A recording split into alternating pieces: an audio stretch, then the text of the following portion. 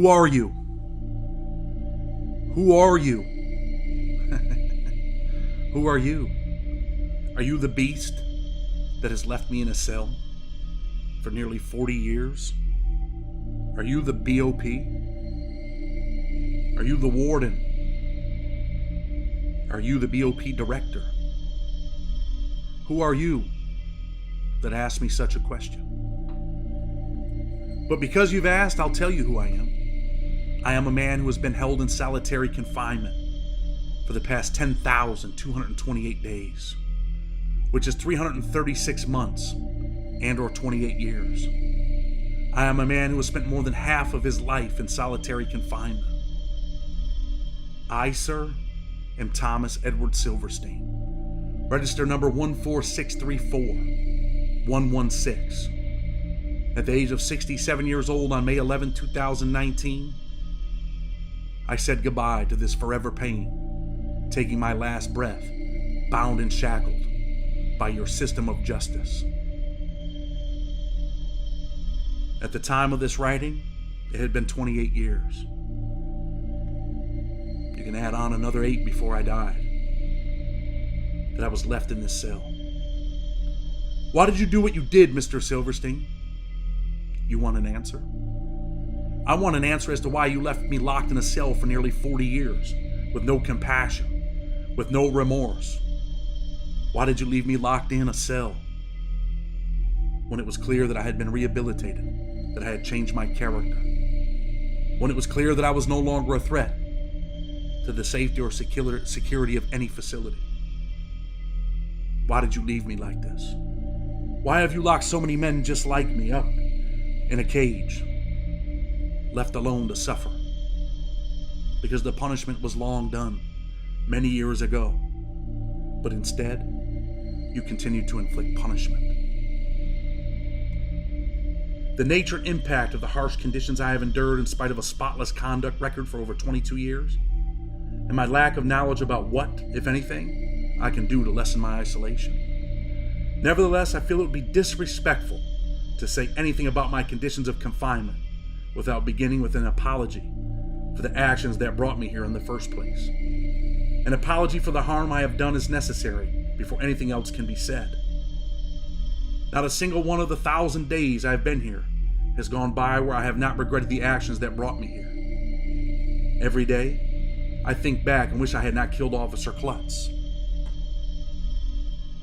I know that some people will continue to find this hard to believe, but I want it to be understood that it is not only because of my confinement that I feel this regret. I feel this way because I know what I did was wrong. I have become a person who recognizes and respects the value of the life of another. People can and do change. I know I have. And I have become someone who is deeply sorry for having done such terrible harm to others. I saw the Klutz family once, at my sentencing hearing. Until that moment, I had never thought of Officer Klutz as having a family. As soon as I saw his children, I recognized that I had hurt more people than just Officer Klutz. I wondered about his kids regularly and hope that they are okay and have been able to start families of their own. I have apologized publicly via my blog to Officer Klutz's children. I know his daughter saw my apology because she replied on the blog. Although I apologized, I would never have presumed to ask for their forgiveness, as what I did to them was unforgivable. But I wish for it just the same, and I wish I could repair the damage that I have done to other people's lives. I also regret my actions because they have harmed my own children. They have suffered because their father was not there for them. There's almost nothing as difficult and painful as knowing your children are suffering and knowing that you are the cause. I feel guilty about this every day. And when I feel pain for having not been there for my own children, I know that I also did this to Officer Klutz's children. I am the reason they, like my own children, grew up without a father, and I'm sorry for that. When I look back now, it is hard for me to understand how I made the choices I did. There is no justification for my actions. I wish I could go back and stop myself, though I know this is impossible. I recognize the pain I have caused others, including my own family and children, and in response to that, I have worked hard to become a different man. Although I cannot repair the damage I caused, I am committed to nonviolence. It is a promise I have made to myself and one that I hope honors those I have hurt. It is a promise I have every intention of keeping. I understand that I deserve to be punished for my actions, and I do not expect ever to be released from prison. My hope is simply to be allowed, like other prisoners, to earn the privileges that are warranted by my consistent good conduct. I do not consider myself to be part of any prison gang, nor do I want to be part of any prison gang. I just want to serve out the remainder of my time peacefully with other mature guys doing their time. The BOP has singled me out and treated me differently. Although the Federal Bureau of Prisons suggests that I am irrational to think that they are singling me out, I do not agree. I believe that is what they have been doing, and I can understand why they would do it. I believe I have been treated worse than any prisoner in the Federal Bureau of Prisons. I read in Dr. Haney's report that I am the most isolated prisoner he has ever seen. It sometimes seems that the BOP is trying to test me, to provoke bad behavior so that they can justify their treatment of me. For example, when mentally ill people who scream all night are placed in my unit, it feels like the BOP is trying to see if they can make me break a rule. I tolerate the incessant noise, though, because I don't want to break the rules. I want to earn my way out of solitary. I also believe that the BOP has purposely put known informants in cells and recreation areas around me in order to see if they can discover any negative information about me. But there is nothing to know, as I am simply trying to follow the rules. Since I have had clear conduct for decades, I do not know why I would continue to be held in isolation, except for the BOP's desire to make me suffer. For decades, year after year, I have tried to demonstrate that I am no longer the man I was in Marion. I have done, and continue to do, everything I can think of, and all that the Bureau has asked to show I have changed and should be given relief from my isolation. I follow the rules. I am respectful and polite. I watch the programs they tell me to see. I have tried in every way I can think of to demonstrate that I have no intentions to ever hurt anyone. In addition to these efforts I have made, there is another reality I hope will be considered. I am quickly becoming an old man. I spend most of my days crocheting items for my family and my legal counsel and working on my artwork. It is hard to reconcile the BOP's description of me as frightening and scary, when the people who see me here know I am a man peering through bifocals, trying to count the number of stitches to make an Afghan. Although I think the way some officers have treated me is a violation of BOP rules, I understand why they act this way. I imagine it is a way for them to feel loyal to Officer Klutz. Even though it was very painful that no one would talk to me, I understand why people might act that way out of loyalty and also out of anger and fear. I know that some people, including Dr. Bouzajan, have suggested that my good behavior is a ruse, that I have been a model prisoner for 22 years only because I'm waiting to have my restrictions lessened so I can lash out violently. They also say that I haven't acted out because I can't, that my conditions are so restrictive that there's nothing I could do. But this is just not true. I could have yelled at or been disrespectful to or spit at the officers. I could have disobeyed an order, withheld my food tray, or violated communication rules. I didn't and don't do any of these things. It's hard, if not impossible, for me to prove what is actually in my mind and what is not. All I can do is ask that others look to my current behavior and explain that it reflects my intention to never act violently again, ever. I know the consequences, both to myself and others, that will follow. And, more importantly, I know that this is not who I wish to be. My actions for the past 28 years are an expression of who I am and who I wish to be. When they took me from Leavenworth and put me in the van to move me here to the ADX, I thought I might finally be getting out of solitary confinement. I was over 50 years old and had been incident-free for almost 20 years. During the ride, I imagined myself having a job and being able to have contact visits with my family. Instead, I was placed in conditions that were worse than those at Leavenworth. At that time, I lost hope of ever getting out of solitary confinement. This lawsuit has given me a little hope that my decades of clear conduct may be recognized. But even now, I am not hoping for much. I would like to be able to eat a meal with someone else occasionally. I would like to have a visit with family that ends in being able to hug my daughter goodbye and to shake my son's hand. I know that I have sacrificed most of my rights by virtue of my actions as a much younger man, but I think that these things are not too much to hope for, even in my circumstances. I was born on February 4th, 1952, and grew up in Long Beach, California. My parents separated when I was very young, and I was adopted by my stepfather. My parents were middle class, but my home was an angry and violent place. It was not a safe place for a child or for anyone else. My mother became verbally abusive and physically violent when she was angry. She lashed out at me often and would hit me with anything she had in her hands at the time. From a belt to a lamp to a rolling pin.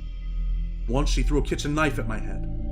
Not only did she hit me and my sister, but my mother also would hit my stepfather when she was angry with him. There was constant physical aggression in my home. My mother's lesson was that the only way to be strong was to be violent. She believed this. Once, after I was beaten up by another kid, my mother told me that if I didn't stand up and fight for myself the next time this happened, she would take the belt to me herself when I got home. I was miserable at home and also very confused. I began to run away. Eventually, these runaways ended up with me being placed in juvenile offender centers. These two turned out to be dangerous places, full of people who harmed those they thought were weaker than themselves. There, I learned the single most important survival skill was to stand up for myself so that people didn't think I was weak and prey upon me. By the time I was 19, I had landed in San Quentin prison on an armed robbery charge. When I was released on parole, I fell back into the same behavior. After that, I was soon arrested for a robbery I committed with my biological father and my cousin, Gerald Hoff. I was 23 then, when I was sentenced to 15 years for that robbery. My share of the proceeds was a few $100s. My life on the outside was over. Forever. When I entered San Quentin, the prison system was unstable and there were regular race riots. However, it was not long before I finished my state time and was transferred to federal custody at United States Penitentiary, Leavenworth. Life inside USP Leavenworth was strictly divided on racial lines. Newcomers had to be careful not to show any weakness, or word would get around that guys could take advantage of you. Because of the violence, I believed it was necessary to align myself with others for my own safety. In November 1980, I was charged with and convicted of the murder of a fellow inmate, Danny Atwell. I am innocent of this crime, and the conviction was subsequently reversed. CUS v. Silverstein, 737 F2D 864, 10th Circuit, 1984. At the evidentiary hearing before this case was reversed, the main witness against me, a prisoner who had benefited greatly from his testimony, admitted that he lied and recanted his testimony. Unfortunately, this information only came out after I had already been transferred to the control unit in USP Marion. The control unit in any prison is the most punitive and restrictive part of the prison. This had special meaning in Marion, which was the highest security, most restrictive federal prison at the time. It was known among inmates that Marion was built to replace the old Alcatraz penitentiary. Prisoners from across the country who were hard to house were sent there, and it soon became one of the most violent prisons in the system. Fights, riots, and assaults on prisoners and staff occurred regularly. There was a significant conflict between the staff and prisoners at Marion. Even in the control unit, it was extremely dangerous. Prisoners were armed with homemade knives or had access to obtaining weapons at all times. It's hard to explain how it felt to feel afraid that you could be killed essentially at any moment. Even in their individual cells, prisoners were not safe. I feared attacks on my life at all times, from both prisoners and staff. The pressure to stand up for myself and not allow others to perceive me as weak was immense. Prisoners continued to be killed, even in the solitary and extreme conditions. In 1982, I was convicted in the death of inmate Robert Chappelle, a murderer I was not guilty of. A murder I was not guilty of. I pled innocent and maintain my innocence to this day. I never knew Chappelle and had never even spoken to him, and I had no responsibility for his death. The fact that I was alleged to have been responsible, however, created an additional set of dangers for me at Marion. After the death of Chappelle, the BOP transferred inmate Robert Cadillac Smith to Marion. Though I had never before heard of Cadillac Smith, I learned that he had been friends with Chappelle. Soon after his arrival, Cadillac Smith began making it known that he planned to kill me to avenge Chappelle's death. Despite these threats, the BOP housed Cadillac Smith within 3 cells of me at Marion. Since I had killed Chappelle, I had nothing against Cadillac Smith prior to his arrival, but I became very apprehensive about him once these threats began. I am aware that the BOP now claims Cadillac Smith was the leader of a DC gang, but at the time, I did not know of this or even of a gang called the DC Blacks. I only learned that the BOP claims that Cadillac Smith was the leader of the DC Blacks when I read Pete Early's book about 10 years after I was housed in Marion. Cadillac Smith attempted to kill me on 2 separate occasions between December 1981 and September 1982. Once with a homemade zip gun that thankfully failed to fire, and a second time with a knife. Even though the BOP officials were aware of his attempt to take my life and put him into the hole because of it, the BOP later returned him to my same unit and didn't take any action to make me safe. When he returned, Cadillac Smith continued to tell me and others that he was going to kill me. Believing that Cadillac Smith would not stop until he succeeded in killing me, and seeing that the BOP was not going to take any measures to help protect me, I killed Cadillac Smith on September 27th, 1982. Although at the time I believed I was acting in self-defense, I deeply regret my actions. I am very sorry for the pain I have caused the Smith family. After I killed Smith, I lived in constant fear of reprisals. It was in this state of mind and believing I was in a life-threatening situation that on October 22nd, 1983, I killed Officer Klutz. I regret my actions, and I'm so sorry for the death of Officer Klutz. I am also deeply sorry for the pain I have caused the Klutz family. Even writing this declaration, I feel my words of regret are inadequate to explain the remorse I feel and how much I am sorry for these actions. On November 2nd, 1983, I was transferred without notice to USP Atlanta pending my trial. When I arrived at Atlanta, I had no idea what kind of conditions I was going to be held in or how long I was going to be there. Although I did not know it at the time, the director of the BOP, Normal Carlson, issued a memorandum ordering I be imprisoned under special security measures. These special measures included an order that I be placed under no human contact status indefinitely. The officers took this order seriously. They never spoke to me unless there was no way to avoid it. They spoke only to give me orders. When I spoke to them, they ignored me. I was confined to a special part of the prison known as the side pocket. The side pocket contained 3 adjacent cells, one of which was a shower. I was rotated between the cells. Apparently this was for security, though no one else was housed in or even came into the side pocket. The side pocket was incredibly isolated. I was deep underground, and there were no windows in the side pocket. The side pocket cells measured approximately 6 feet by 7 feet, almost exactly the size of a standard king mattress. The cell was so small that I could stand in one place and touch both walls simultaneously. The ceiling was so low that I could reach up and touch the hot light fixture. My bed took up the length of the cell, and there was no other furniture at all. There was no desk. There was no chair. There was no place to store clothing on, or anything at all. I could lie down, I could sit on my bed, or I could stand. When lying down, I could easily touch both ends of the cell, one end with my head, the other end with my feet. The walls were solid steel and painted all white. I was permitted to wear underwear, but I was given no other clothing. Shortly after I arrived, the prison staff began construction on the side pocket cell, adding more bars and other security measures to the cell while I was within it. In order not to be burned by sparks and embers while they welded more iron bars across the cell, I had to lie on my bed and cover myself with a sheet. It is hard to describe the horror I experienced during this construction process. As they built new walls around me, it felt like I was being buried alive. It was terrifying. During my first year in the side pocket cell, I was completely isolated from the outside world and had no way to occupy my time. I was not allowed to have any social visits, telephone privileges, or reading materials, except the Bible. I was also not allowed to have a television, radio, or tape player. I could speak to no one, and there was virtually nothing on which to focus my attention. I was not only isolated, but also disoriented in the side pocket. This was exacerbated by the fact that I wasn't allowed to have a wristwatch or a clock. In addition, the bright artificial lights remained on the cell constantly, increasing my disorientation and making it difficult to sleep. Not only were they constantly illuminated, but those lights buzzed incessantly. The buzzing noise was maddening, as there often were no other sounds at all. This may sound like a small thing, but it was my entire world.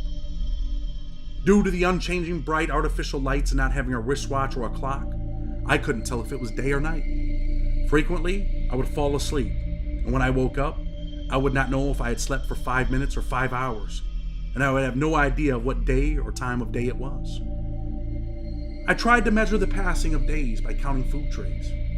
Without being able to keep track of time, though, sometimes I thought the officers had left me and were never coming back. I thought they were gone for days and I was going to starve. It's likely they were only gone for a few hours, but I had no way to know. I was so disoriented in Atlanta that I felt like I was in an episode of The Twilight Zone. I now know that I was housed there for about 4 years, but I would have believed it was a decade if that is what I was told.